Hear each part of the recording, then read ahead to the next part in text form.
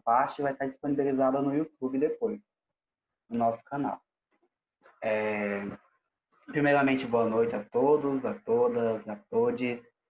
É um prazer, né, a gente chegar até esse momento, digamos, a nossa última mesa, nosso último ato da semana, mais acadêmico, né, que ainda tem o Psicopalusa. Essa mesa redonda, ela foi pensada e, na verdade, ela foi muito bem pensada, porque queríamos terminar o evento com um assunto que nos fizesse refletir, né? Então, a gente fez uma enquete nas nossas redes, daí a gente colocou alguns temas lá e medicalização foi um tema que surgiu em bastante momentos, né? E juntamente com o processo de medicalização, o sofrimento, né? Que estamos aí, todo mundo vai passar ou já passou. Então, é um tema muito importante para a gente debater nesse momento, principalmente nesse momento, né? E a gente convidou a doutora Aline Canales. Ela tem graduação médica pela Universidade Federal de Rondônia, é filha da casa. É um prazer recebê-la aqui, já conheci com ela antes. E além de ser médica, ela é R3 em psiquiatria pelo Hospital de Base Dr. Ali Pinheiro, que é o nosso hospital geral aqui da nossa região, né, da nossa cidade. E também temos a professora Nefeti Plasta, que é professora do Departamento de Psicologia, psicóloga, né, e já tem um tempinho também atuando aí, principalmente na área clínica, né, professora? Com a supervisão de estágio e tudo mais. Pesquisadora também. E como vai funcionar a nossa mesa? Cada convidada vai ter 20 minutos para expor o que estudou, o que quer expor. Mas antes de começar, eu gostaria de passar alguns lembretes. Vamos tentar deixar nosso microfone desligado para evitar os ruídos. Se alguém tiver alguma pergunta, alguma dúvida, pode mandar no chat ou pode ligar o microfone e pedir para falar, fique à vontade. Espero que seja uma mesa proveitosa, que todos possam refletir um pouco acerca desse assunto. E vamos começar pela doutora Aline, pode ser? Pode, sim, Qualquer coisa é só chamar também, que a gente vai fazendo a mediação, tá bom? tá bem. Então, a todos, boa noite. Que bom ver essa oportunidade da gente estar discutindo, que vai gerar conhecimento para todos nós. Eu, com certeza, vou aprender muito aqui com vocês, de forma até mesmo de entender, principalmente, quais que são os questionamentos que estão surgindo agora, uma situação nova, pelo menos para a nossa geração, o enfrentamento de uma pandemia com todos os estressores que representam para a gente de forma social, financeira. E é um momento, acho que, de muito questionamento, até mais do que afirmações, de observações, de entendimentos. E estou bem apta também aqui a ser mais uma troca desses questionamentos que nos gerem aí sensibilidades para continuar observando no nosso dia a dia e para mais para frente isso ser gerado em conhecimento, né?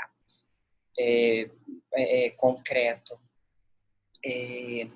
É um tema para mim, tipo, conversar com a psicologia é algo que eu gosto também de ouvir e entender muito, porque em alguns momentos a gente sabe que nossos conhecimentos, até termos do que a gente usa, eu posso estar usando um termo, achando que eu estou tentando falar algo e a gente sabe que às vezes a psicologia usa com um outro intuito. Talvez se a gente também houver esse entroncamento, a gente pode conversar.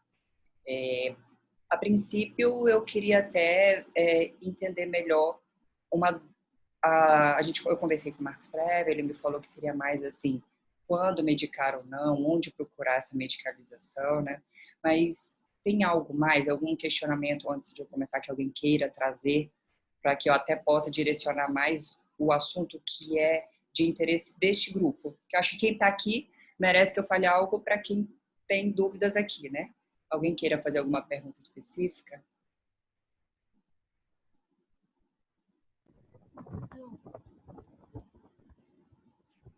Não? Ok. Ah, Daniel. Dani, não estamos te ouvindo.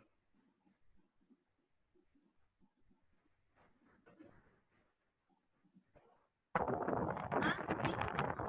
começar. Tá, acho que ela falou que não tem pergunta que pode começar isso. É algo sim, também entendi. Eu vi aqui no chat, vai lá falar um pouco sobre os efeitos. Tu consegue ver o que ela perguntou? Eu tô com medo de mexer aqui e sair da... Sobre os efeitos colaterais das medicações. Tá bom. Então vamos começar mesmo sobre a medicalização. A gente pode, nesse primeiro momento, primeiro conceituar quando é necessária essa medicalização, né? A gente está vivendo um evento estressor. Esse evento estressor vai, em todos nós, de alguma forma, suscitar respostas emocionais e comportamentais. E o principal diagnóstico, se a gente for trabalhar agora em diagnósticos, que a gente dá nesse contexto, a princípio, se a gente está falando de Covid em época de pandemia, é o que nós chamamos de transtorno de adaptação. Né? E isso no nosso DSM-5 nós temos os critérios para diagnóstico. É claro que se a gente falar adaptação, isso pode expandir um leque para uma síndrome que pode a gente ter efeitos de questionamentos até mais amplos. Mas para o DSM-5, transtorno de adaptação, uma resposta emocional a um evento estressor, que é o que a gente estaria vivendo agora, que pode ser desde doença, financeiro, conflitos familiar. E essa pandemia, o interessante dela é que ela traz todos esses estressores. Então, não é um estressor só de doença e risco de morte, mas é um evento também onde todos têm que ficar dentro de casa. Então, estresse de uma nova forma de convivência familiar, restrição de atividade física, problemas financeiros, expectativas, medo do novo. Tudo isso se a gente for colocar cartas na mesa, é bem amplo. Mas vamos falar, então, de transtorno de adaptação. Transtorno de adaptação, a primeira indicação não é a medicação, tá, gente? Não, a farmacoterapia não é a primeira linha de tratamento para transtorno de adaptação. Então, a gente tem que entender que quando a gente for medicar... estou com transtorno de adaptação, estou ansiosa por causa do Covid, já tenho que medicar? Não, não é bem assim que nós trabalhamos. Nossas primeiras linhas seriam as psicoterapias de entender que o que esse estresse significa para mim, se eu estou tendo alguma revivência. Então, você classificando puramente transtorno de adaptação, primeira linha não é farmacoterapia, é psicoterapia. Agora, não, junto com esse transtorno de adaptação, primeiro, tive acesso à psicoterapia, mas não está resolvendo. Os sintomas tiram minha qualidade de vida do dia a dia, os sintomas estão fazendo o meu rendimento no trabalho ir por água abaixo, estou com risco de perder o emprego, estou com risco de perder o casamento, estou maltratando meus filhos, não estou conseguindo controlar com a psicoterapia. Então, assim, refratário à psicoterapia. Ou segundo, que infelizmente é uma realidade de Rondônia, não tenho acesso à psicoterapia, já tentei de todas as formas, psicoterapia de grupo, minha igreja está fechada, que é outra coisa que a gente tem que levar muito em consideração isso, não tenho atividade física. Então, assim, estamos com as linhas de CAPS e de psicoterapia, as listas totalmente fechadas, acumuladas, não tenho acesso à psicoterapia. Eu vou maltratar esse meu paciente sem dormir, tendo ataques de ansiedades diários? Também não. Totalmente sem acesso à psicoterapia também é a vez que a gente vai medicar, tá? Ou o transtorno de adaptação vem junto com outro diagnóstico. Ele tem transtorno de adaptação, mas ele classicamente tem ansiedade, ou ele classicamente tem depressão, e o estresse só deu aquela cereja no bolo, né? Então, são basicamente um apanhado de quando eu vou medicar. Eu conheço um caso desse, ali, né? Meu paciente, é meu amigo, é meu familiar. Onde ir em Rondônia? A princípio, a primeira indicação, se puder ir a uma UBS, ou um clínico geral, para que realmente esse diagnóstico de transtorno psiquiátrico possa realmente ser feito em alguns contextos gerais, porque a gente tem que descartar até mesmo problemas hormonais, outros problemas que possam levar à alteração de sintomas somáticos, tá? Ou não, eu tá classicamente psiquiátrico e psicológico, eu não tenho acesso ao UBS. Iria, então, direto para um CAPS. Lá é livre demanda. Atualmente, o CAPS da Prefeitura está fechado, até onde eu sei, só renovação de receita, que é o Três Marias. Então, o único que está aberto é o CAPS Madeira Mamoré, que é o estadual. Que é um CAPS que nós sabemos que, na verdade, não é não é do Estado manter um CAPS. Então, esse CAPS está destinado mais aos pacientes graves pós-HB, psicóticos, bipolares. Então, lá ele tem uma restrição da agenda de aceitar ansiedades e depressões, né? Então, não conseguir vaga. Também lá as vagas estão, assim, para daqui 90 dias, 60 dias. Então, o local, João Paulo II. É um pronto atendimento de portas abertas. Temos plantonistas psiquiatras 24 horas, de preferência mais pela manhã, se você for indicar o seu paciente. Parece pela manhã, umas 10 horas, faz uma ficha que está com muita ansiedade ou muita depressão e não conseguiu consulta. Ele vai fazer essa ficha e já vai ter o primeiro atendimento. Não é a consulta ideal, porque é uma emergência, então ela não vai conseguir fazer toda aquela análise da doença. Porém, já garante o acolhimento desse paciente para ele não ficar dias sem dormir. Isso daí suscita uma piora e pode vir levar assim, a uma depressão. Tudo bem, esse meu paciente, classicamente, ele vai para o medicamento. Isso é bom? Um questionamento que uma vez eu ouvi também na psicologia eu vou medicar. Eu não estou anestesiando o meu paciente. Ele não vai achar que está tudo bem e vai deixar de trazer a ansiedade dele para o consultório. Isso não vai inibir ele da psicoterapia? Nas nossas experiências, não. Muito pelo contrário, o paciente medicado, ele vai, inclusive, diminuir um pouco mais as resistências dele, vai talvez conseguir acessar e falar mais sobre os traumas. Porque o transtorno de adaptação, a forma como ele se manifesta de trauma agora, geralmente pela psicoterapia fala que ele provavelmente está trazendo algum trauma prévio, que ele de alguma forma recalcou, não trabalhou, e ele agora usa esse estresse agudo para então fazer as revivências somáticas, as tentativas que a gente sabe que o ego faz de abafar e se estressou, então vem o tremor, a ansiedade, a insônia, a depressão. Então, o paciente medicado, na nossa experiência, é um paciente mais fácil de trabalhar em consultório, tá? E até mesmo porque se você não medicar, são neurotransmissores. Se você não medicar, esse paciente vai fazer uma descompensação de neurotransmissor. Então, se ele tiver indicação de remédio e você não indicá-lo, você está fazendo com que esse paciente faça, inclusive, inflamação neuronal, que vai fazer com que aquela doença psiquiátrica dele no futuro se torne muito mais difícil de ser tratado. A depressão é comprovadamente uma doença inflamatória neuronal, é uma doença que dispara o que a gente chama glutamato, que faz uma alteração neuronal. A gente sabe que pacientes com depressão crônica, ansiedade crônica, tem alteração inclusive de córtex pré-frontal. Então, é um paciente que o raciocínio dele, enfrentar e fazer insights vai ser reduzido. Então, assim, se tem indicação, os benefícios superam os malefícios. Agora, vamos falar de efeitos colaterais. Se eu vou indicar um fármaco para um paciente para transtorno de ansiedade, depressão, transtorno de adaptação com indicação de remédio, a primeira linha clássica é o que a gente chama antidepressivo serotoninérgico, que é uma clássica que a gente chama de SRS, inibidores seletivos de recaptação de serotonina. Eles variam muito. Nós temos hoje basicamente 6 carros-chefes desse tipo de medicamento, onde os efeitos colaterais deles variam de sintomas gastrointestinais, porque nós temos serotoninas no estômago também, por isso que a ansiedade, às vezes, ela também se representa no estômago, na diarreia, na dispepsia, nós temos serotonina no estômago. Então, estou tomando ISRS, estou ficando muito enjoada, querendo vomitar, pode ser um efeito colateral. Porém, eles costumam se resolver em 14 dias, que é o que a gente chama que ele faz um background, ele faz um down regulation, conforme você repõe, diminui esses receptores, são para de ter. Pode alterar sono, tá? Então, a gente pode escolher o fármaco conforme isso. O paciente não dorme, então eu vou escolher um fármaco que dá efeito colateral sonolência para que ele durma bem. Geralmente, ele só faz dormir bem. Não é algo que você vai ficar no outro dia comprometido, sonolento, sem poder estudar, sem poder se concentrar. Não. Geralmente, os inibidores seletivos não fazem isso de incapacitar cognitivamente. Outro efeito colateral que pode ter alteração de peso.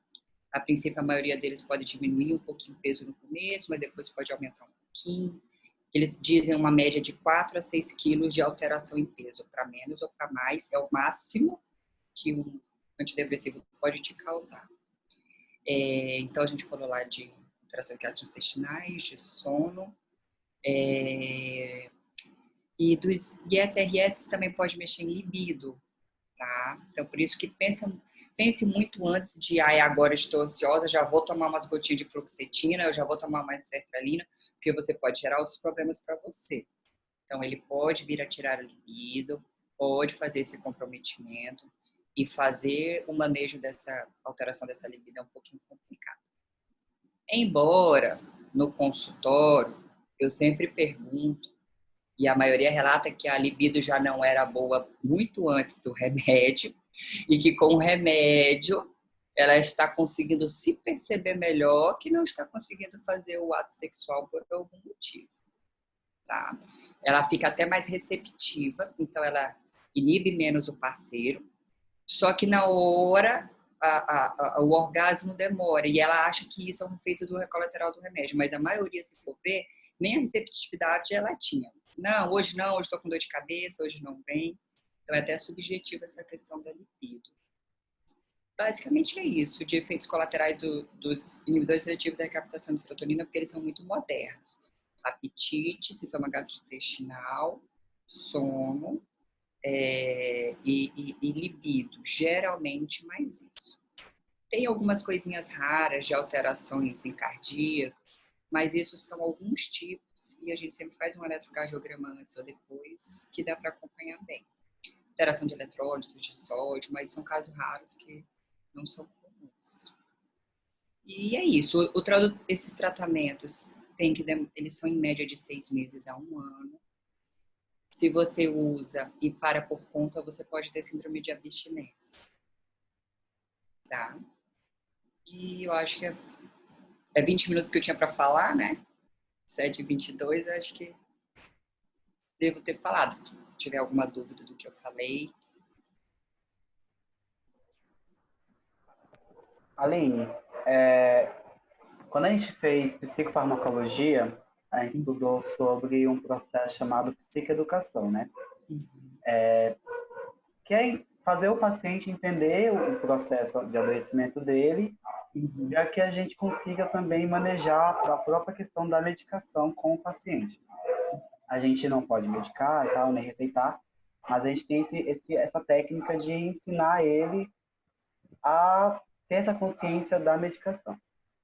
O que eu percebo quando a gente da psicologia, fala que o remédio acaba silenciando, anestesiando os sintomas, e esses sintomas não acabam não sendo levados para a psicoterapia, é porque esse paciente ele não aprendeu a tomar a medicação da forma correta. Então, qualquer alteração de humor, qualquer desequilíbrio ali no dia, ele já vai lá e toma a medicação, né? Esse não tomar a medicação de forma correta também pode ocasionar algum outro tipo de dificuldade? Com certeza. Ótima pergunta e é a nossa pedra no sapato. O bom psiquiatra, ele tem que ter muito conhecimento sobre psicoterapia em termos de psicologia, em termos de entender que o ato de você solicitar que alguém ingira um comprimido vai muito além dele só deglutir o comprimido, né? A gente sabe que tem vários mecanismos. Primeiro, a fantasia de que aquele remédio vai curá-lo de todos os maus. Isso está errado. Todo paciente eu falo, isso daqui é só um amuleto. Isso daqui é na verdade, só uma muleta. Só um cajadinho para você se apoiar. Mas não é isso que vai te trazer a felicidade e curar, não. Para ele entender nessa psicoeducação que o remédio é só para ele estabilizar e ele não pode fugir do consultório. Da mesma forma que, então, se ele piorou, estou com sintomas piores, ele tem que fazer o cognitivo. Por que eu estou pior? Como é que eu estou? O medicamento não é para realmente anestesiá-lo. Existe esse tipo de remédio, que é o Rivotril sublingual para crise de pânico. Mas a gente, inclusive, fala que não é todo pânico que você vai tomar. A gente tenta ao máximo pedir que ele discuta, anote o que eu piorei, discuta com o terapeuta. Porque, sim, ocorre muito paciente que foge da psicoterapia, faz abuso de benzodiazepínico, que é esse tipo de remédio que apaga, anestesia ele. São mais ou menos, a maioria dos transtornos de personalidade fazem isso. Eles não querem saber de se tratar, eles querem só o benzodiazepínico para apagar o fogo. E atrapalha. Atrapalha porque faz errado, faz abuso de dose, então descompensa todos os transmissores, atrapalha o nosso tratamento. É um paciente que ele vai ser rebelde, porque ele toma mais, mas no dia que ele está bem, ele também não toma.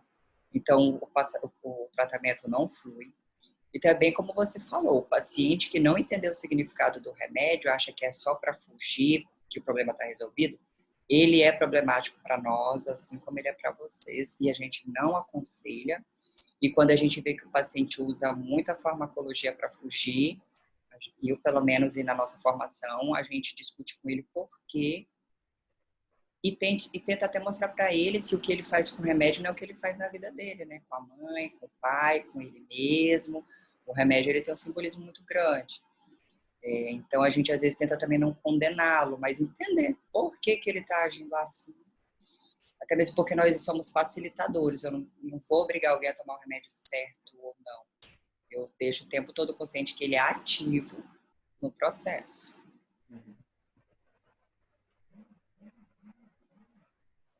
Mais ou menos isso? Sim. Se alguém quiser falar, gente, fique à vontade. Não podemos passar para a professora Nefertiti.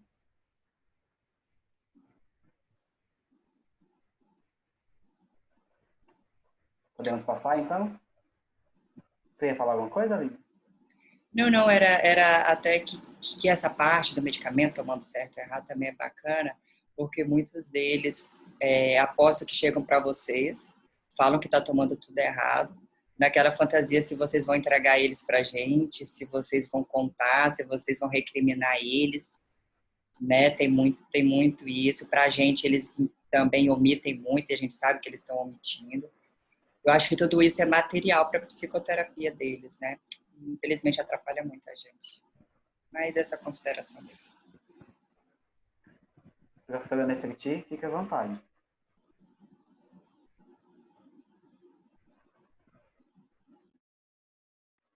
Seu microfone está desligado. Pronto. Boa noite. Eu estou aqui já no piloto automático. Boa noite a todos. Prazer estar aqui com vocês, discutindo um tema de alta relevância, acho que é importante.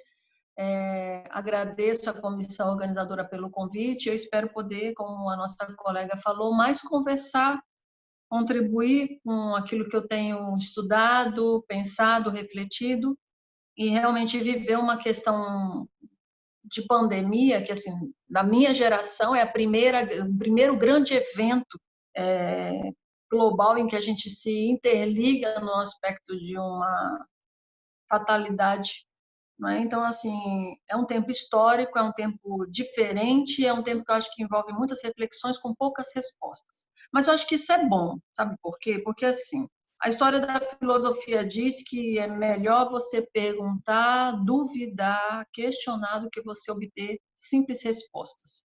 Não é? Então, aqui a gente está para isso, para questionar, para pensar, e isso é a mãe das respostas, né, dos achados que a gente vai poder pensar.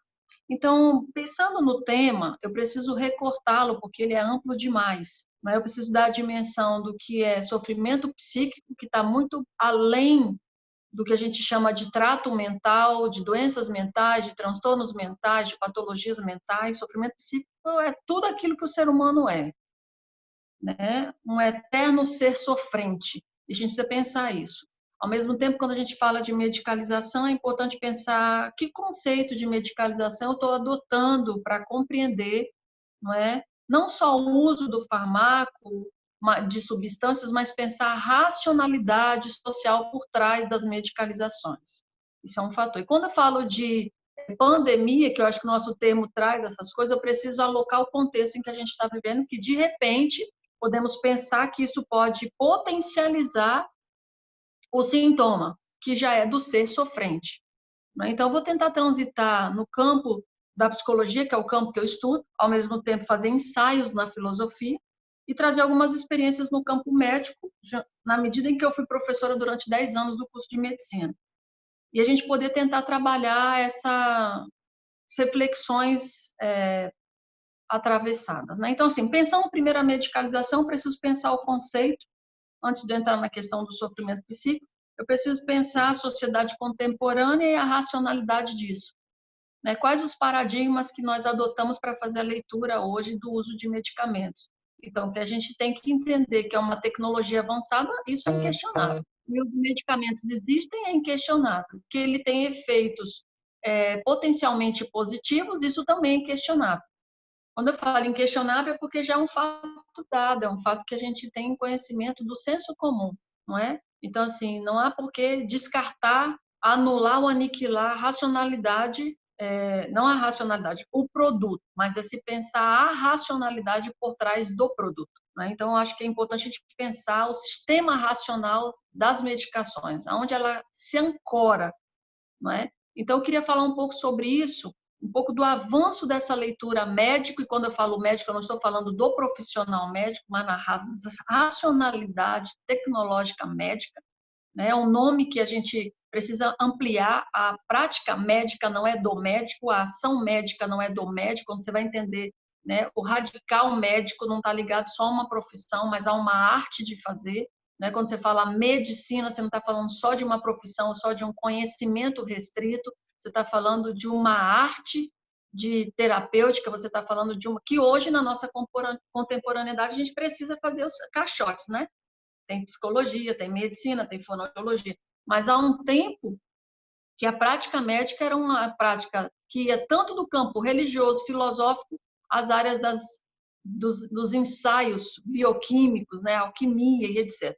Então, pensando nesse sistema racional hoje da medicalização, é interessante a gente pensar que há um tempo, antes da década de 50, nós tínhamos uma prática médica mais dinâmica, ancorada mais no dinamismo psíquico, em virtude da influência da psicanálise, muito mais aberta a essas reflexões, porém com menos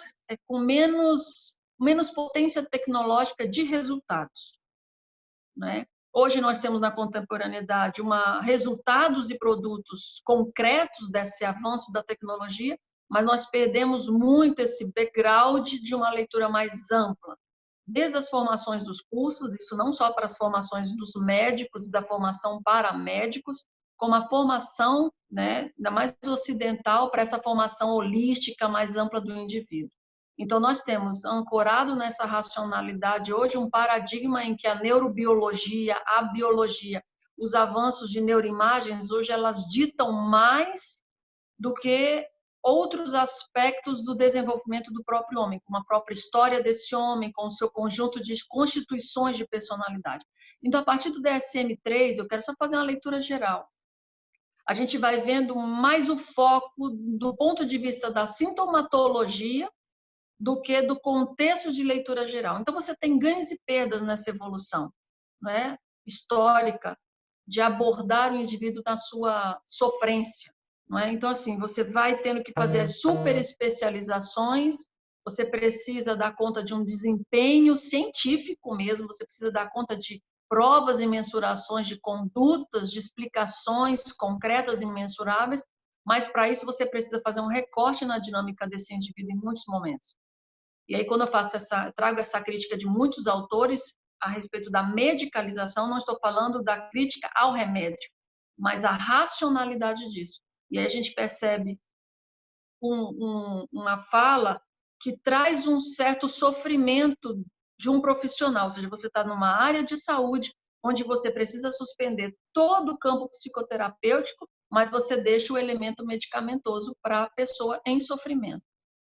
Mas você veja o peso, não quer dizer que um não seja mais importante do que o outro, mas você hoje não alcança dentro das redes de saúde um acompanhamento que também não é só psicoterapêutico, mas um acompanhamento onde essa rede de ajuda ela pudesse ser ampla e ancorar esse indivíduo que sofre.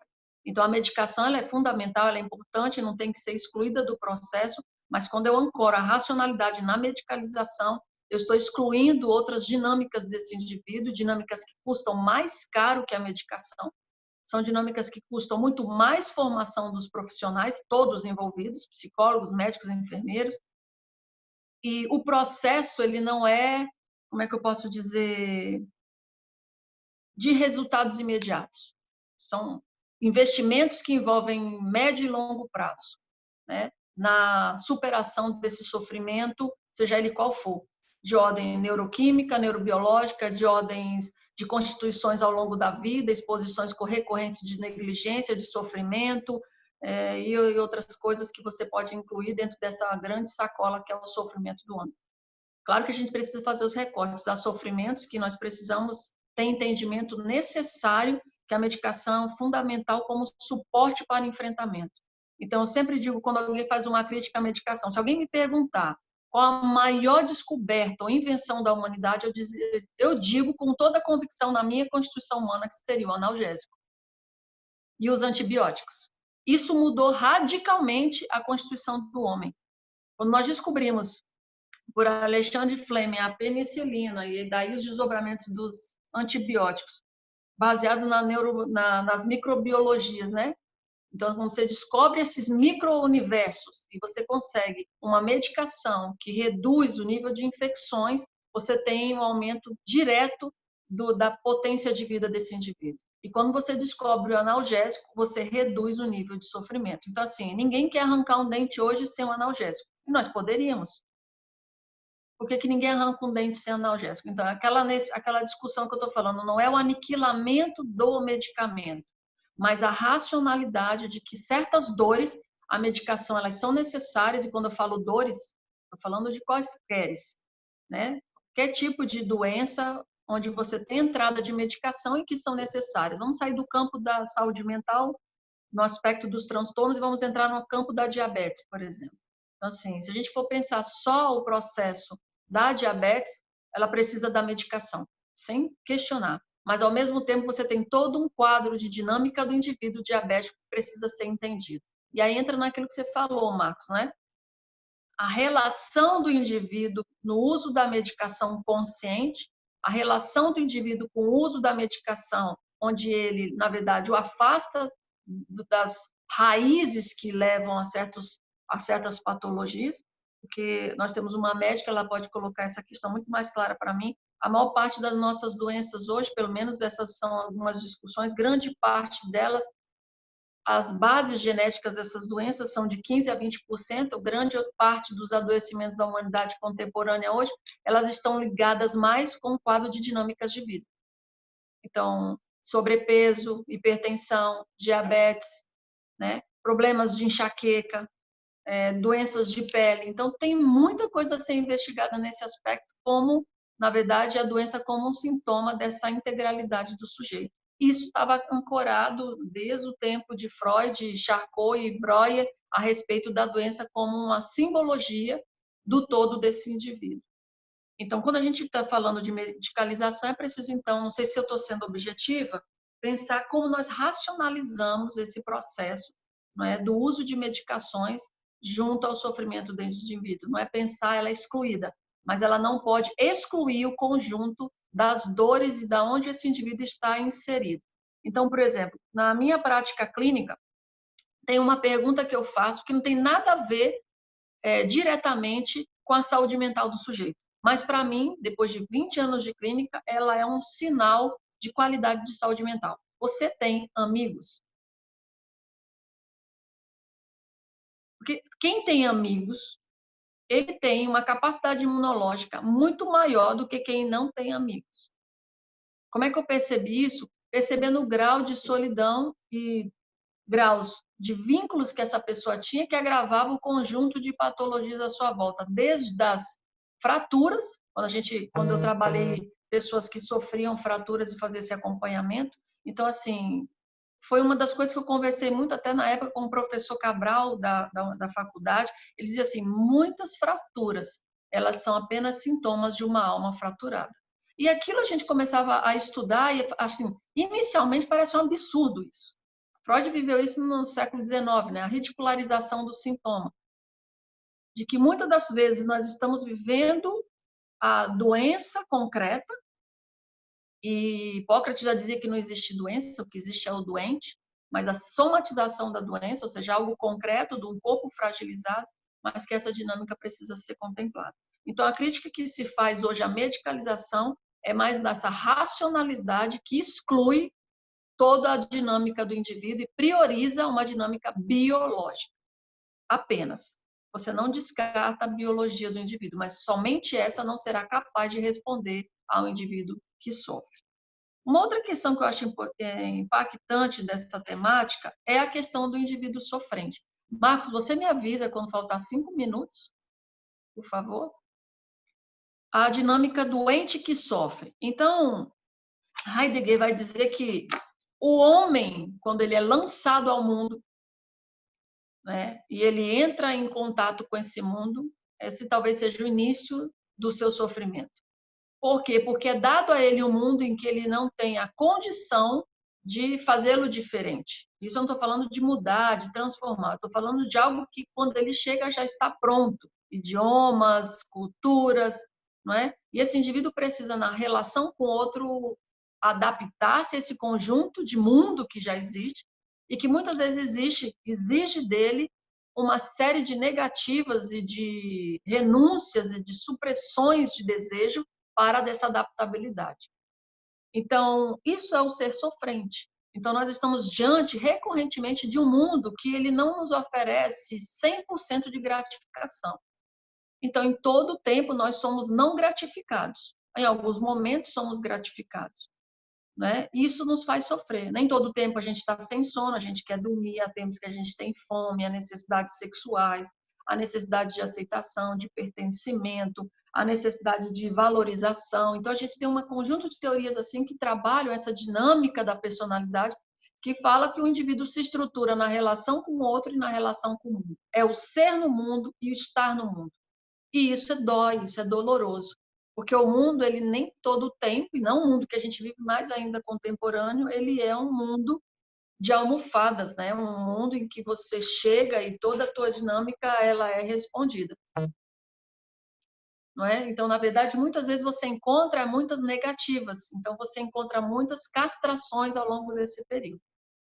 E o que é interessante é o que leva esse indivíduo, então, a ter um equilíbrio, uma homeostase dinâmica, em que, ao mesmo tempo, ele precisa ser gratificado e, ao mesmo tempo, ele precisa negar a sua própria gratificação. Esse é um equilíbrio que a humanidade ainda não encontrou. A gente tem teorias de todas as ordens, psicológicas, médicas, sociológicas, antropológicas, religiosas, teológicas, filosóficas, apontando a necessidade de equilibrar, não é? Eu não posso tudo, mas eu também não posso não ter nada. Então, essa dinâmica, ela é constante no indivíduo, né? A gente perde um amor, a gente tem a morte que nos encurrala o tempo todo, e aí entra o campo da pandemia, né? A pandemia, ela não é mais um anúncio da minha finitude. E aí, quando você fala assim, gente, eu não entendo porque esse povo quer ir no shopping num período de pandemia. Eu não sei se, de repente, é uma leitura psicanalítica, tipo, eu vou ao shopping porque a morte não existe. O adolescente não pula de árvore, o jovem não anda em alta velocidade, a gente não bebe, não é? A gente usa drogas de forma recreativa. São vários dizeres, tipo assim, a morte não veio para mim, não, né?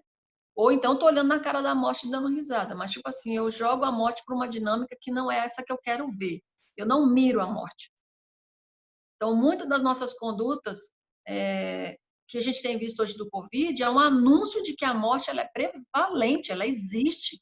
E ela está diretamente ligada... Deu 5 minutos? 5 minutos, tá?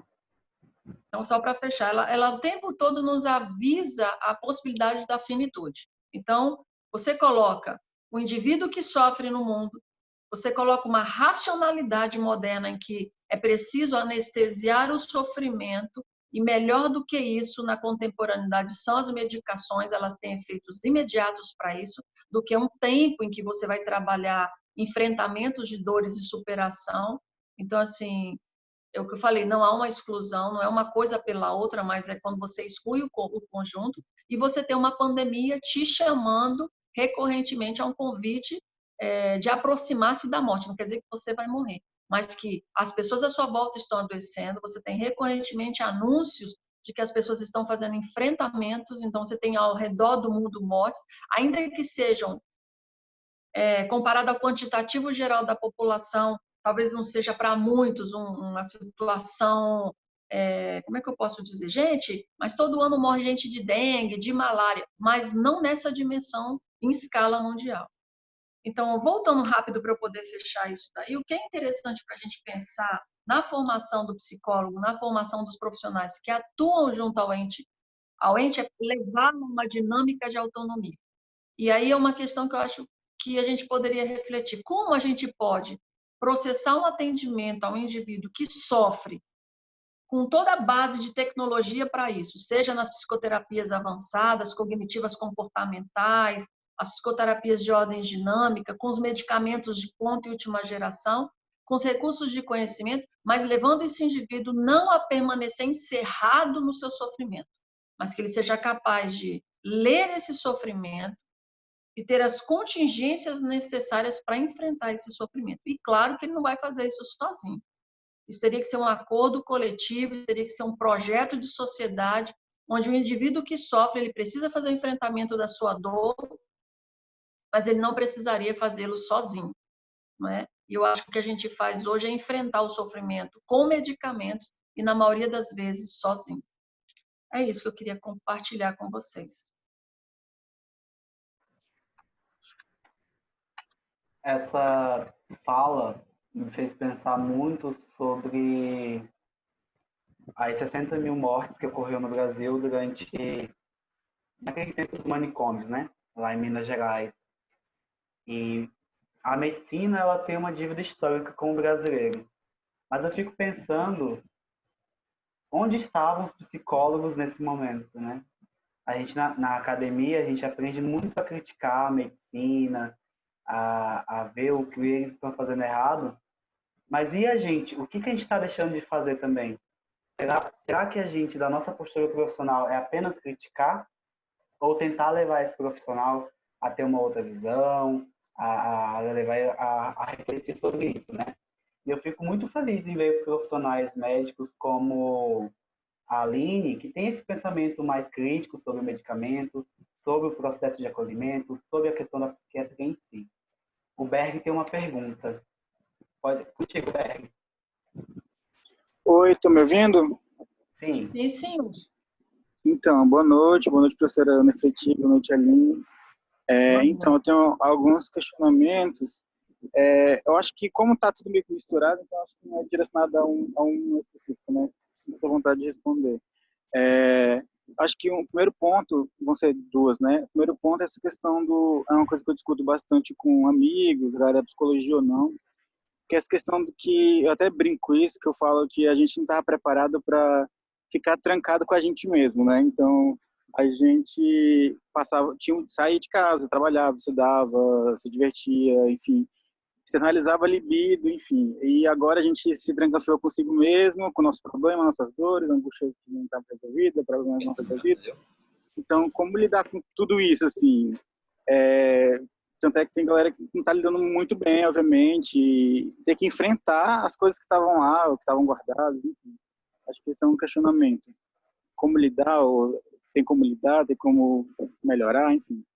A segunda, essa questão do Covid, do corona e tudo mais, ter sintomas parecidos, sei lá, gripe, dengue, essa questão de você fica o tempo todo em estado de alerta, né? Porque você tem uma tosse, você tem alguma coisa, tá mais quente. Então, essa questão de você estar alerta o tempo todo, você está nessa questão de sensação de perigo o tempo todo. Queria que falasse mais sobre isso também. Eu penso também, tipo assim, a gente está, tipo, meu Deus, vou pegar, vou passar para minha mãe, vou passar para meu irmão, ou vou morrer. Essa questão de esse estado de alerta 24 horas, assim, comentar sobre isso também. E também, que gera também, né, essa questão do... tá muito forte a questão de fake news, tipo, remédios bom para tudo isso, ou algum remédio específico que é bom, aí vai lá todo mundo comprar. E esse perigo também deslarmado, assim, de tudo isso que eu falei. Não sei se for objetivo, mas seria mais ou menos essa linha de pensamento.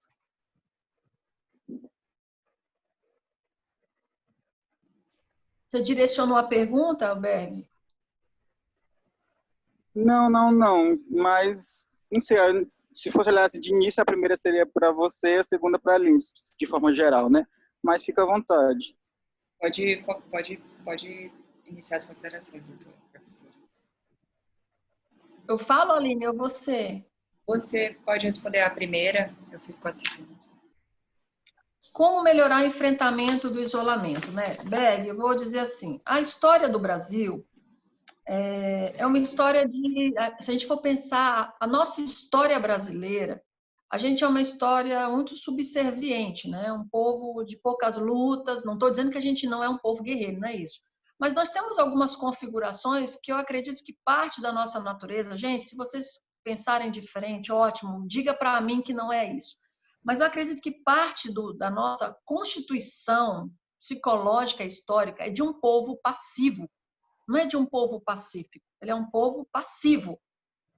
E um povo que sempre projetou, de forma imatura, uma expectativa em lideranças.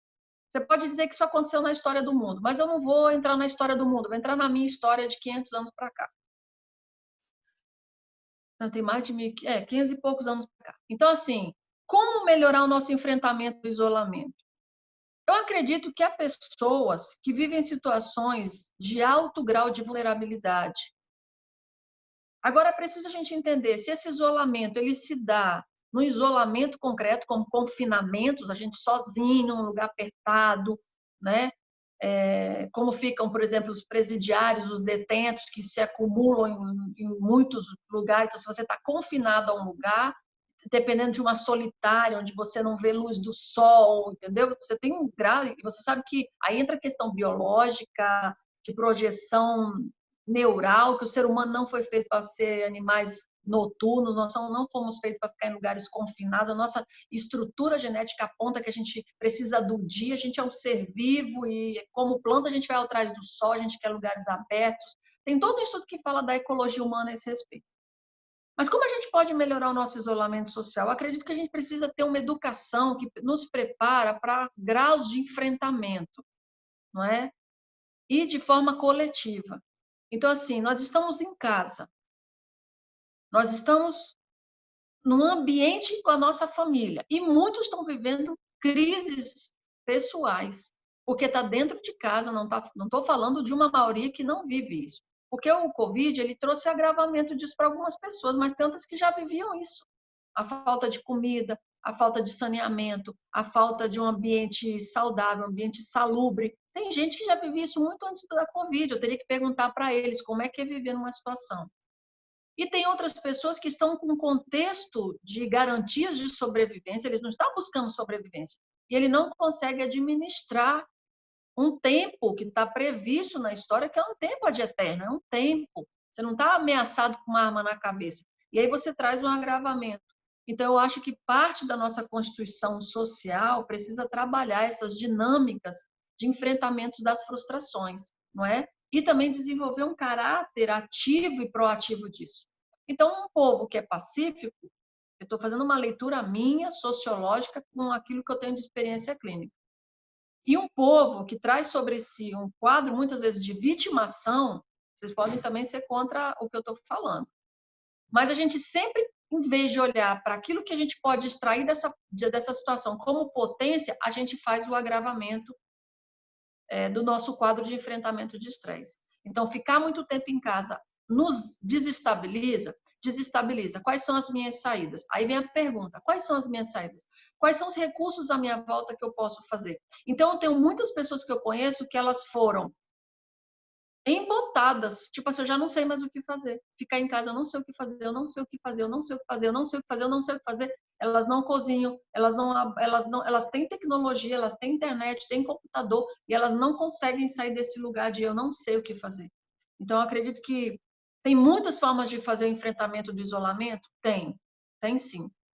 Se você tem amigos e está isolado, isso não te impede de manter contato. Por exemplo, eu tenho amigos e eu falo com os meus amigos todo dia. Eu tenho família e falo com a minha família todo dia. Eu uso dos recursos para conversar. Eu tenho sobrinhos, eu gasto tempo ouvindo sobrinhos. Já pensou que uma criança isolada sofre mais do que a gente que tem menos motricidade para isso? Uma criança num apartamento de 50 metros quadrados, que ela não pode correr, não pode brincar, tem que ficar isolada. Ela toca o terror dentro de casa. E aí ela tem tios, tem primos, tem família para conversar, para interagir. E aí você tem adultos que não sabem o que fazer com a criança. Então, assim, Beg, isso é uma coisa que tem me preocupado, e eu estou falando de grupos sociais distintos. Então, não estou falando do grupo que já vive situações de extrema dificuldade de enfrentamento. Nessa tua pergunta, como melhorar o enfrentamento do isolamento? Busca alternativas. Perguntar para as pessoas, ligue para as pessoas, leia a respeito. O que a gente não pode ficar é nessa posição passiva, não sei o que fazer.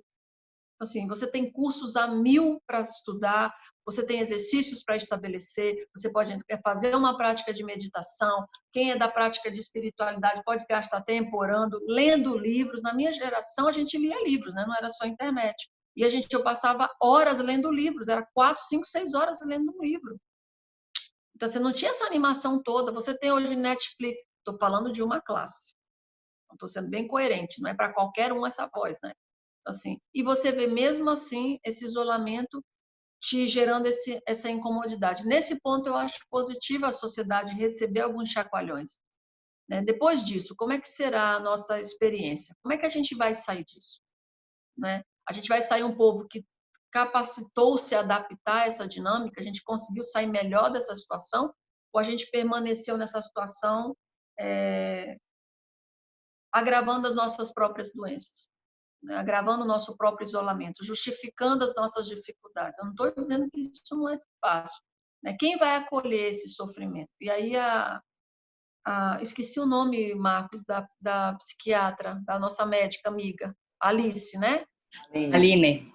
Aline, desculpa, Aline. Então, você fala a respeito, por exemplo, das igrejas.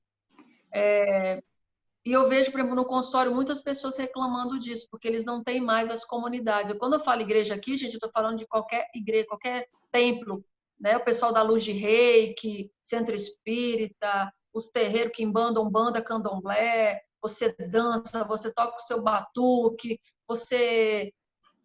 Como é que chama? Você põe para fora, eu esqueci o nome, catarse. Você canta, você chora, você abraça a sua comunidade, você bate palma. Então, assim, por mais que a gente faça crítica a um contexto religioso aplicado a outros, você vê que a pessoa não tem isso. Então, assim, é uma pergunta para as pessoas de fé. Quer dizer que se você não for na sua comunidade de fé, você não tem formas de desenvolver sua espiritualidade nesse período dentro da sua casa, isso são perguntas importantes para a gente propor às pessoas, né? Então, assim, é hora da gente fazer esses enfrentamentos. Quem tem, Beg, mais recursos psicológicos, redes de apoio para fazer, eu creio que sai mais saudável disso. Quanto menos recursos, insights, disposição, motivação, menos saudável você sai disso.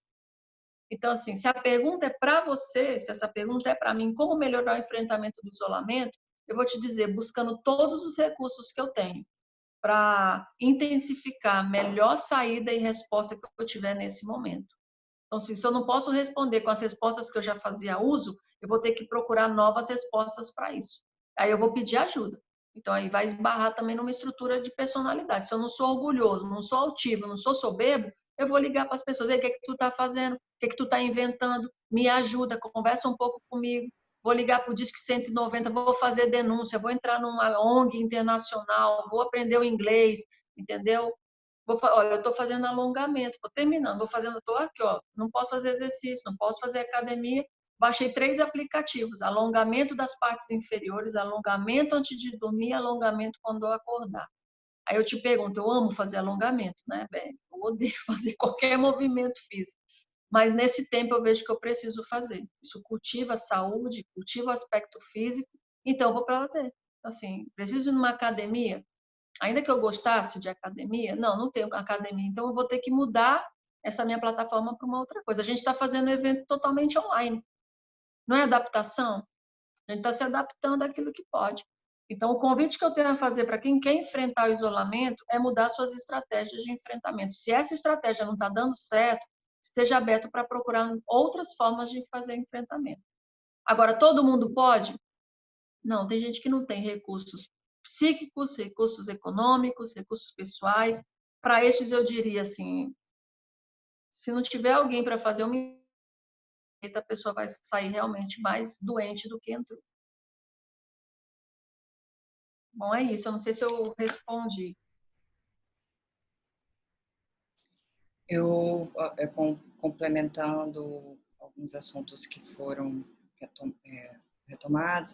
Com essa pergunta que a senhora respondeu, eu vou só dar um adendo, que em toda a psiquiatria é entendido que infelizmente, há os pacientes que não vão ter resiliência por não ter nenhum recurso cognitivo de fazer enfrentamento, ele já está muito adoecido. É realmente quando a gente acha que o fármaco é uma opção. E aí, infelizmente, complementando e entrando nisso no que a professora falou, antes de chegarmos no fármaco, com certeza é aumentar as redes neuronais, e as redes neuronais é exatamente com isso que a professora trouxe. Rede de amigos, rede de resiliências, saídas alternativas, soluções.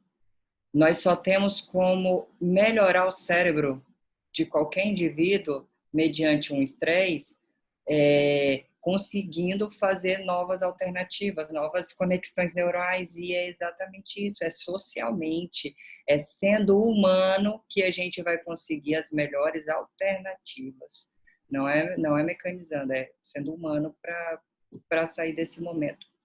E tem até um conceito do Bion que eu gosto muito, onde ele fala que às vezes a dor é tão grande que são necessárias 2 mentes para poder conceber uma dor grande. E eu acho que essa é a nossa hora. É a hora da gente saber ser humano. A gente estava todo mundo junto e cada um na sua. Agora, cada um na sua e todos juntos é a tônica do momento. Eu acho que a gente somos populações que falam demais e talvez ouvimos de menos. Nos ouvimos de menos. E eu acho que está na hora da gente saber ouvir. Saber ouvir, deixar o outro desabafar. Então, às vezes eu não tenho acesso à igreja, não tenho acesso ao psicoterapeuta, mas em família. Será que essas famílias estavam conversando? Será que essa mãe estava passando as redes de enfrentamento dela, que ela passou, como ela fez para esse filho? Esse filho estava ouvindo, esse adolescente ouve sua mãe, ele aprende com sua mãe, ele aprende com seus antepassados. Então, eu acho que a gente está numa hora onde muito tem que se saber ouvir. Vai ser a melhor forma da gente poder saber como fazer as melhores opções de enfrentamento, de resiliência para esse momento. E justamente por saber ouvir, é onde ele havia perguntado sobre, e nesse mundo de fake news, e nesse mundo de tantas informações, a gente já não sabe o que é transtorno somático, se é realmente Covid. Acho que uma das neuras do que a gente está passando é inimigo invisível. O ser humano, para controlar a neurose dele, ele sempre precisava de aresta para saber. Não, eu estou indo aqui, eu estou indo aqui. O negócio agora é totalmente invisível. A gente não vê o vírus, a gente não sabe como trata o vírus, a gente não sabe até quando o vírus fica. Então, a gente está no mar das incertezas. E quem já tem as susceptibilidades de precisar, todos nós precisamos das arestas, e a gente se vê num momento agora muito solto, num momento com muitas incertezas. Então, de novo, eu acho que é a partir do diálogo, é a partir disso que estamos fazendo, é a partir disso que nós estamos fazendo, fazer em família, ouvir quem já teve, compartilhar. Eu acho que a gente vai conseguir melhor ter essa sensação de entendimento do que está acontecendo. Porque o ser humano faz parte, é o mito da caverna. Aquilo que a gente não conhece, a gente vai ter medo de enfrentar, faz parte. E aí é por isso que talvez a gente fica inventando tanta história para ter algo a se agarrar. Por um tempo foi hidroxicloroquina, vamos nos agarrar a isso. É por isso que elas são tão populares, as fake news. Né? Se elas são populares é porque alguém dá ouvidos. E a gente dá ouvidos porque a gente parece que precisa de algum fio de esperança para se ater, para ouvir, para acreditar. E tem entendimento que é isso. Então, às vezes, a gente não vai poder tirar isso do paciente. Ele precisa de algo para achar que está seguro. E fontes seguras, tá? Então, nós como formadores de opiniões, nós como pessoas que atendem a outros que buscam nossas opiniões, que eles reduzam as fontes de informações não oficiais e busquem as fontes de informações oficiais para o que o que são sintomas de Covid e qual é o momento de eu buscar um atendimento médico. Então, a melhor opção para essa pergunta, quando eu saber que é Covid, quando eu achar que é somático, é saber se ouvir, saber sua verdade, saber dialogar, porque com certeza você vai ter alguém que já teve a experiência de ter passado ou alguém que teve um Covid, e buscar fontes oficiais e seguras sobre os sintomas do Covid. Eu acho que era um pouquinho... É um assunto que, se a gente for deixar, a gente discute até o ano que vem, né? Se a gente for entrar em tudo que eu gostaria de comentar, e isso que eu também achei interessante que você disse, lhe parabenizar, professora Ana Freitier, pelo esse contexto filosófico. Eu acredito demais que a gente está no momento. O brasileiro, ele é oralizado, nós temos essas necessidades. Então, infelizmente, há um adendo que eu ia fazer. Falamos da medicalização. Nós temos sorte, às vezes, quando ele ainda tem a consciência de buscar o medicamento, porque está havendo uma medicalização indevida, com substâncias como álcool, cigarro, maconha, cocaína. Estamos tendo, ou então as compulsões alimentares. Então, as pessoas estão se medicalizando e nem todo remédio, se for no contexto de medicamento, é o farmacológico da caixinha, né? Então, a gente também tem que saber ouvir isso dos nossos pacientes. As ingestões abusivas de álcool e alimentares estão disparadas.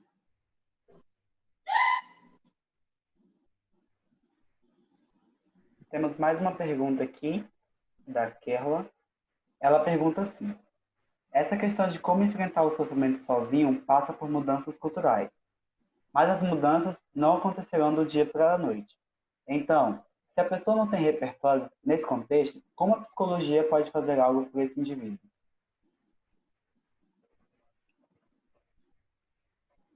Pode ler de novo, Marcos, por favor?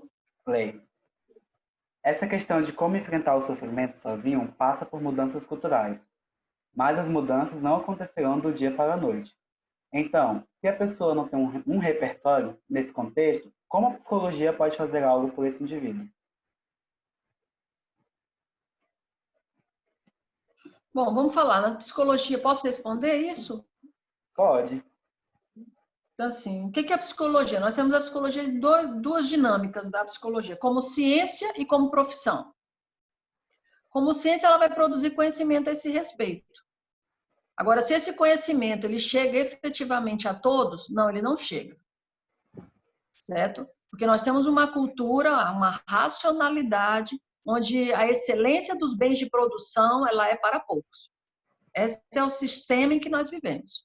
Acessar essa excelência de produção científica não é para todos. Tanto é que quantas pessoas da comunidade não científica estão aqui? É uma linguagem que não é para todos, não é porque a gente exclui, o sistema promove a exclusão. Então, assim, artigos científicos, revistas científicas, isso é da cultura da população ler? Está lá, a gente produziu. Quem é cientista produziu e colocou lá. Quem quiser que vai lá ler.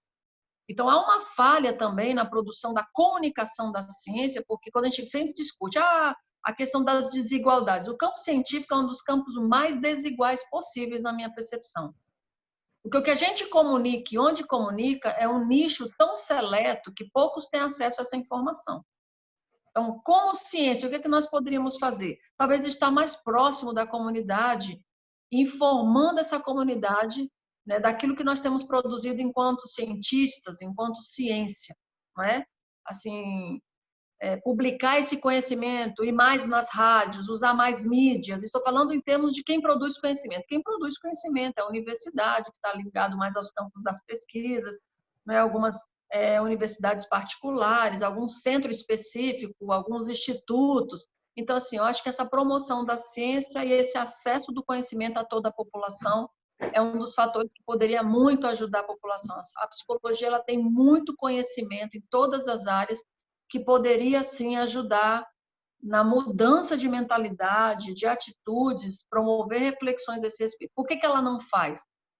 Nós vivemos um sistema racional de exclusão em que acessar e estar próximo a isso envolve uma mudança de mentalidade. Quanto à profissão, o profissional ele é uma pessoa comum, como nós, assim como o cientista. Nós sabemos mais de coisas do senso comum do que da ciência. Mas esse profissional ele também opera no sentido de atribuir àquele que vive a oferta do seu serviço a potência de conhecimento. Então, assim, várias campos profissionais, hoje os próprios conselhos trabalham nessa direção de discutir dinâmicas de aproximar as pessoas no enfrentamento do seu sofrimento, né? Ofertando serviços, clínicas escolas, serviços gratuitos. O próprio conselho abriu uma reserva no mercado para que os psicólogos pudessem fazer, primeiro, atenção online, que não era qualquer um que podia, você tinha que ter um treinamento, um cadastro. Foi-se aberta a possibilidade para todos os psicólogos, com formação e sem formação, atender a população. Isso é um serviço dado à população. Mas olha como é interessante. Eu permito e dou abertura a esse acesso, mas a população altamente vulnerável, ela não tem acesso à banda larga, à internet, a celular, notebook. Então, mais uma vez, ela está afastada do campo de ação. Então, existe um sistema que você precisa estar sempre lutando contra ele. Uns dão o nome de sistema capitalista, outros dizem que é da natureza do indivíduo, essa busca pelas suas próprias coisas. Uns vão apontar como instinto pulsional egóico, ou seja, eu quero para mim e o resto que se vire. Mas a gente tem lutado com esses sistemas sociais que a excelência do conhecimento nem sempre está sendo distribuído, ou seja, não é acessível a todas as pessoas. Mas muitos têm feito isso. Você tem tentado através da extensão, da pesquisa, tem tentado nos eventos discutir sobre isso, a abertura de canais, por exemplo, o marketing digital mesmo, né, as mídias, as redes sociais. Hoje o psicólogo está se aproximando disso. Olha, eu vou dizer uma coisa para nós, entre nós aqui, serve para vocês que são alunos. A psicologia sempre foi aversiva à tecnologia. Estou falando isso como profissional. E isso é um tiro no pé, porque se a gente não fizer a nossa comunicação através dessas redes, a próxima geração não vai falar com a gente. A geração dos meus filhos não vai falar mais com vocês, por exemplo. Eu tenho um filho de 11 anos que ele é nativo na língua digital. Tudo é pela tecnologia. Ele não tem dificuldade alguma. Desde fazer edição de vídeo, a fazer vídeo, entendeu? A entrar nos canais, a baixar as coisas de escola. Ele nasceu assim, numa era digital. Não adianta eu querer usar o meu sistema de 45 anos analógico para conversar com ele, dizer que é melhor do jeito que eu aprendi. Vocês estão entendendo? Eu não estou dizendo que uma coisa exclui a outra. Cada indivíduo tem a sua trilha de aprendizagem. Mas a gente também não pode excluir. Então, se a psicologia ela não se abrir para os sistemas de tecnologia que vêm, ela não se aproxima também. Que tecnologias são essas? Todas disponíveis. Vou fazer uma pergunta para você que me fez essa pergunta. Quantas palestras na televisão e na rádio você ouviu algum psicólogo ir falar? Nesse tempo de Covid, quantas palestras de psicólogo você ouviu falar em Rondônia? Quantos programas de rádio chamaram psicólogos para falar sobre ansiedade, medo, como enfrentar o Covid?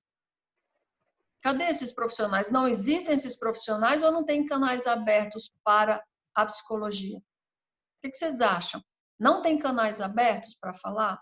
Você tem visto que, eu vejo na minha rede, na minha timeline, tem muitos psicólogos falando. Entendeu? Gente do Brasil inteiro, gente de outro mundo, trazendo lives, falando sobre saúde de forma gratuita. Então, assim, eu tenho também procurado ver. Então, assim, como uma pessoa sozinha pode fazer esse enfrentamento? Olha, é muito injusto ela fazer sozinha. Acho difícil alguém fazer, não é impossível ela fazer essa adaptabilidade sozinha. Mas ela tem que fazer matéria e substância das realidades que ela tem para fazer essa busca, né? Porque se ela também não fizer esse esforço, como Kant disse, né? Se ela não fizer esse esforço de sair da minoridade, atribuir essa responsabilidade para outro, ela vai morrer nesse caminho. Então, eu creio na minha concepção paradigmática aqui, queria deixar para a Aline contribuir. Eu não acho que a gente pode atribuir todas as nossas mazelas ao conjunto da coletividade e a responsabilidade da mudança para o todo, mas eu também não posso assumir sozinho. Então, eu preciso achar novamente aquele equilíbrio que a gente não sabe onde é que está, mas tem que estar em algum lugar, de que se eu sofro, e se eu não agir na direção de minimizar o meu sofrimento e esperar que alguém o faça, é eximir de mim uma responsabilidade.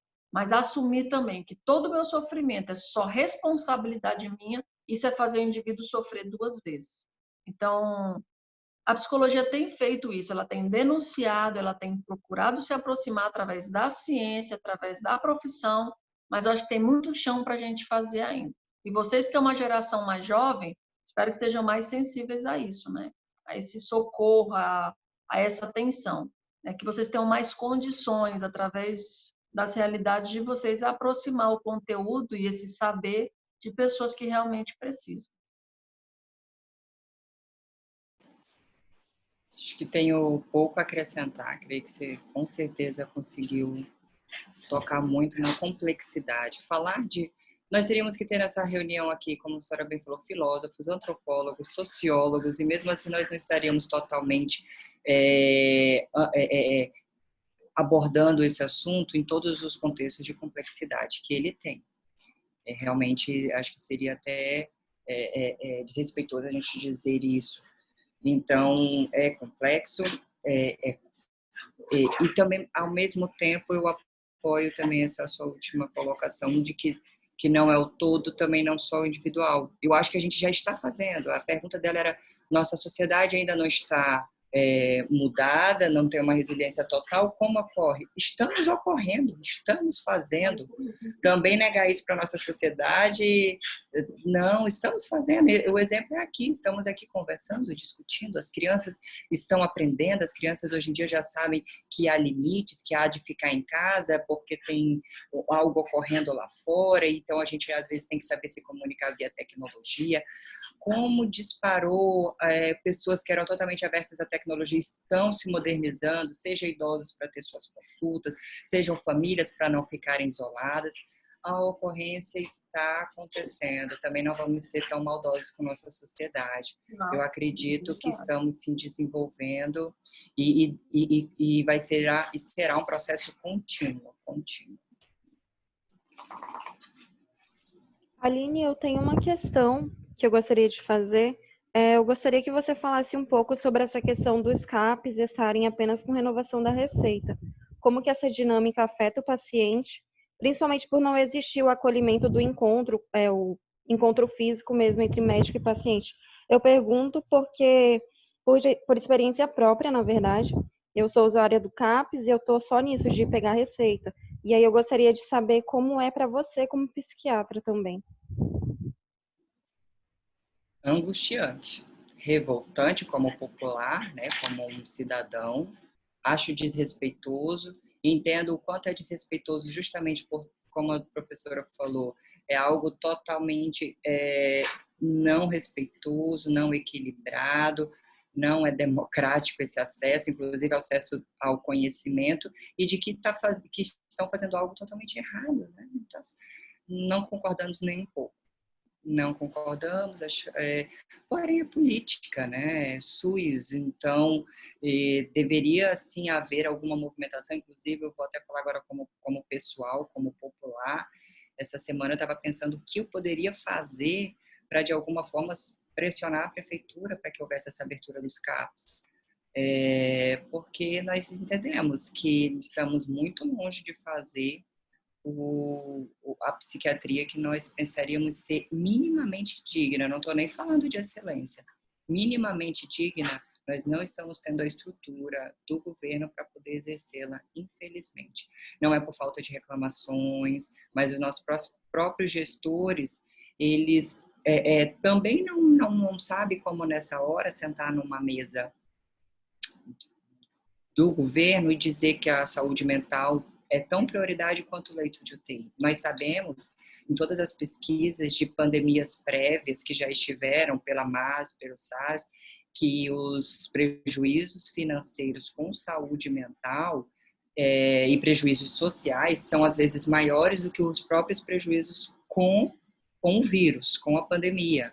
O quanto de absenteísmo que é gerado, o quanto de perca financeira por baixa produtividade por doença mental. Porém, infelizmente, nossos governantes ainda não olham para isso de uma forma prioritária e eu, infelizmente, me dói. Todo dia eu deito a cabeça no meu travesseiro pensando o que mais a gente poderia fazer. Inclusive, eu estou em discussão com a minha preceptoria para a gente voltar aos nossos ambulatórios, porque eu estou vendo um surto, uma pandemia também de doença psiquiátrica, e a gente, como categoria à frente disso, tem que, de alguma forma, se mobilizar para essas pessoas terem mais acessos. É de cortar o coração o que eu tenho visto.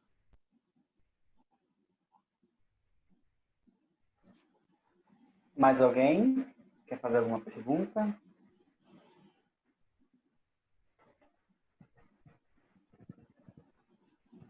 Eu acho... Alguém vai falar?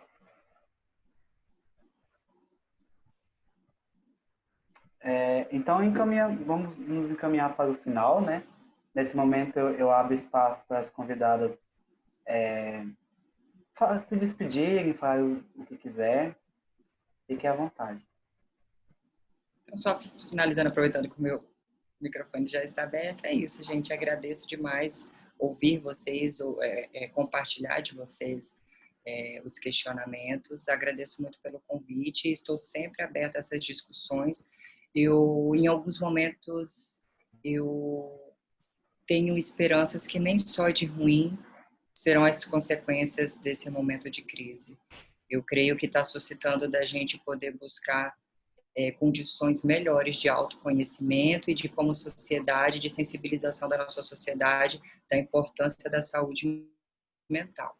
E eu estou disposta e aberta a nós, temos até uma certa obrigação de, nesse momento, aproveitar o ensejo para criar movimentos de maior entendimento da nossa população, da saúde, da necessidade e da delicadeza da saúde mental. E estou com vocês no que precisar, no que eu puder também, né?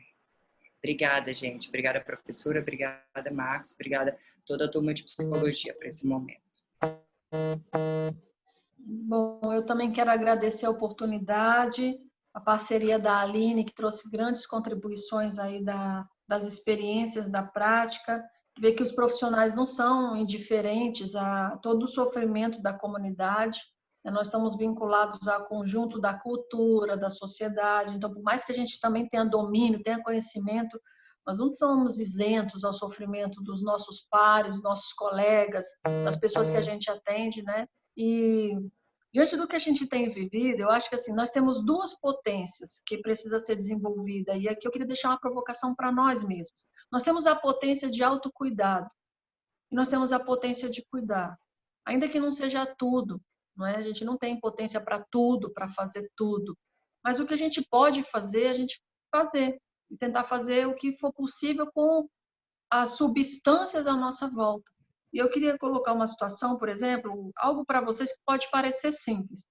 Minha filha tem 19 anos hoje, está em São Paulo fazendo um curso, e eu tenho um filho de 17. Eu trabalhei tanto no período que eles eram crianças, que eu não lembro nem de amamentar o meu filho do meio, Aline. Eu amamentava, quando eu via, eu já estava dormindo, com o menino no peito, ele já estava no berço. Quando eu acordava, eu falava, gente, me abduziram o bebê. Não, era meu marido que tirava do meu braço e botava para dormir.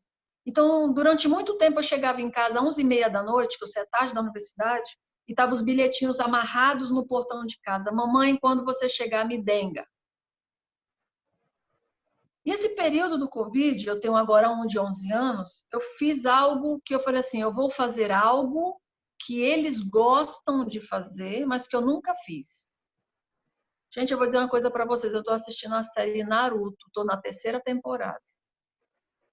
Eu nunca tive tão perto, Aline, do meu filho. Ele falou assim, mãe, a senhora me deixou tão orgulhosa. A senhora é a primeira mãe, eles têm uns nomezinhos de quem é fanático por Naruto. Se alguém souber, põe aqui para mim. Gente, se alguém souber, quem é fanático, que assiste? Otaku? Isso, Nara! Ele falou, mãe, eu tenho uma mãe otaku. É otaku, né? Eu tenho uma mãe otaku, eu tenho uma mãe otaku. Gente, eu sou uma professora, eu estudei tanto, aprendi piano, escuto tanta coisa boa, sou inteligente, blá, blá, blá. Pois o meu filho se orgulhou de mim quando eu fui assistir Naruto. Ele achou o máximo. O que eu quero dizer com isso? Eu tomei uma decisão de estar perto dele fazendo uma coisa simples com uma criança de 11 anos. Certo? Eu moro numa chácara. Eu não saio para quase nada. Eu tento fazer o máximo que eu posso aqui. E eu tenho 2 sobrinhos pequenos. E o que eu tenho feito? Eu tenho corrido atrás das galinhas para pegar e dar para eles que são menores. Gente, eles querem que eu corra atrás das galinhas, não é porque eles não possam pegar, é porque eu corro feio atrás de galinha. Eu sou uma mulher de 45 anos, vocês imaginam eu correndo atrás de uma galinha, pagando o mico e os meus sobrinhos se dobrando de rir. Essas duas coisas você pode achar bobagem, mas são potência de cuidado. E ao mesmo tempo que você faz isso por alguém, uma coisa simples, eu não estou fazendo nada demais, eu estou assistindo um desenho animado e que estou gostando, hein? E eu estou correndo atrás da galinha e que eu estou gostando. Não por correr atrás da galinha, mas porque eu faço os meus 2 sobrinhos sorrirem. Eu tenho uma mãe de 60 anos de idade, eu faço chá para ela de manhã com torradas. É o que eu posso fazer. Faço faxina, eu rastelo, entendeu? Você pode dizer, mas professora, a sua contingência de vida hoje está boa, mas nem sempre foi assim. Já tive minhas vasilhas que eram um negócio de margarina. Quando eu casei, o que eu guardava eram os plásticos de margarina, essas eram as minhas Tupperwares. Eram essas coisas que sobravam das embalagens. Então, assim, eu não estou dizendo que a gente tem que colocar sobre o indivíduo a única responsabilidade, mas se a gente não assumir aquilo que é nosso, eu não sei para qual será o caminho. Então, o que está no seu raio de ajuda? Você pode falar, mas é simples. Eu não sei, professor. Então, fique atento, porque se você responder essa necessidade pequena, você vai ser capaz de ir crescendo nas respostas nas necessidades. Então, assim, professor, eu estou angustiado e não sei o que fazer. Então, escreve. Comece a escrever mensagens no Facebook, se você tem. Liga para sua parentela, você tem avós, você tem tio. Até aquela pessoa que você não gosta da sua família, cria problema, entendeu? Briga na internet, faz fofoca em família, sei lá o que você tem que fazer para botar a vida, né? Tô brincando, gente. Mas assim, o que vocês podem estar fazendo no teu contexto de vida que é potencialmente afetivo? Então, assim, a gente às vezes espera fazer grandiosidades, coisas extraordinárias. E eu vou te dizer, eu acredito que daqui a uns anos meus sobrinhos vão crescer e vai dizer assim, eu tinha uma tia maluca que corria atrás de galinha para mim. Ele vai achar que isso é extremamente extraordinário.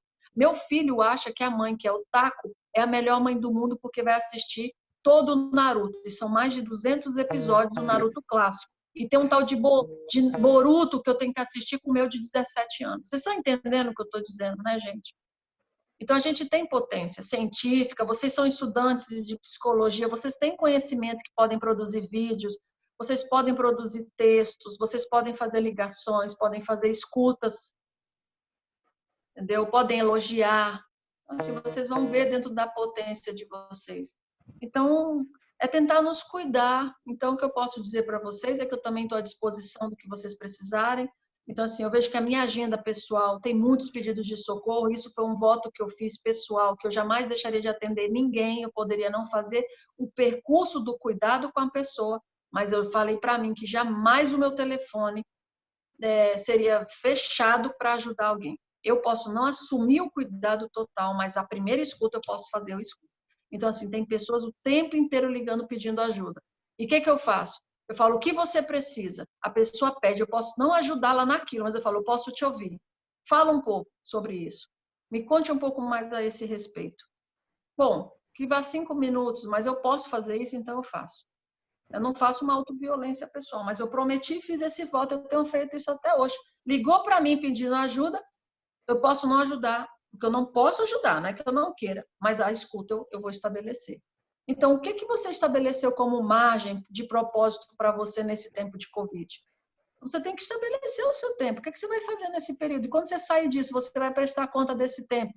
Viver numa murmuração eterna, olhando para o teto da parede, cara, vai desenhar, vai pintar, vai orar, vai meditar, vai escrever, liga para mim, entendeu? Conversa um tiquinho comigo, tira uma foto, posta, manda nudes para quem você está apaixonado, uma carta de amor, inventa, vocês são jovens, tem muita vitalidade aí, né? E se estiver sofrendo, compartilha com alguém se você está sofrendo, não é só você que sofre nesse período, muita gente tem sofrido. E se você está vivo, é uma diferença drástica entre quem já morreu. Então, assim, não olha para quem já morreu, no sentido assim, não de desconsiderar, mas não se potencialize na morte, se potencialize na vida, né? A gente vai sair dessa, gente, eu acredito, eu espero que as nossas aulas voltem logo para a gente poder se encontrar e ainda que a gente tenha sofrido esse impacto todo, que a gente possa sair mais resiliente, mais forte e também mais agradecido por todo esse tempo, tá, gente? Muito obrigada mesmo pelo convite, um beijo enorme para vocês. Em nome da comissão organizadora, né, eu agradeço as convidadas, doutora Aline, professora Nefertiti. Foi um prazer estar nessa 1h30 com vocês.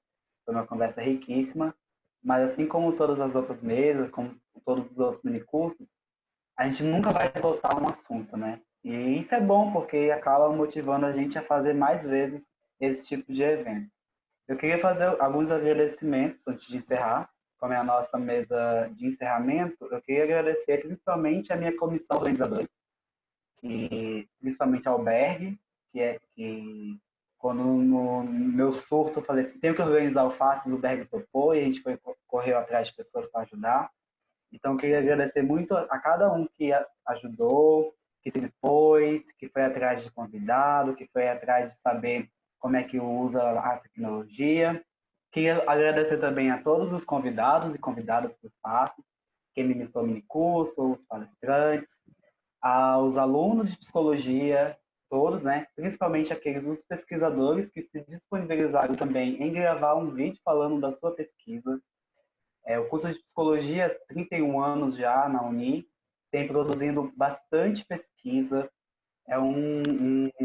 E isso a gente tem que mostrar para a sociedade, né? Queria agradecer também às outras pessoas dos outros estados que acreditaram na gente. Nosso evento, até umas 6 horas da tarde, já estava com 509 inscritos. E esse é um número muito grande mesmo. E aos nossos professores e professoras que nos apoiaram, que não deixaram também essa ideia morrer. Então, meu muito obrigado em nome da comissão. E eu espero que ano que vem a gente possa fazer o passe juntos, né? Presencial, mas também mesclando essa nova modalidade da tecnologia. E lembrar que amanhã, para finalizar o nosso evento, a nossa semana, teremos o Psicopalooza, que é o nosso festival que acontece. Geralmente acontece no nosso bloco, lá entre medicina e psicologia na Uni, e a gente traz artistas locais, cantores, poetas, e a gente vai fazer uma live amanhã pelo YouTube. Então a gente está todos convidados, às 17 horas, horário de Rondônia, lá no canal do Faces Psicologia. Então, meu muito obrigado e boa noite. Boa noite. Boa noite. Obrigada, tá? Um beijo, gente.